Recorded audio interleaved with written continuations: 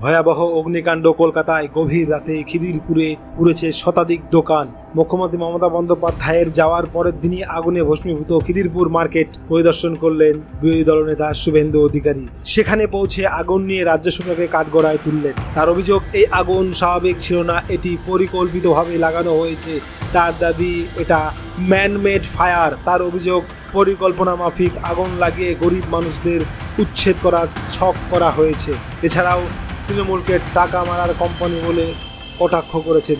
পরিষ্কার কথা, শুভেন্দুর পরিষ্কার কথা, খিদিরপুরে যে অগ্নিকাণ্ড তাতে তৃণমূলের যোগ রয়েছে।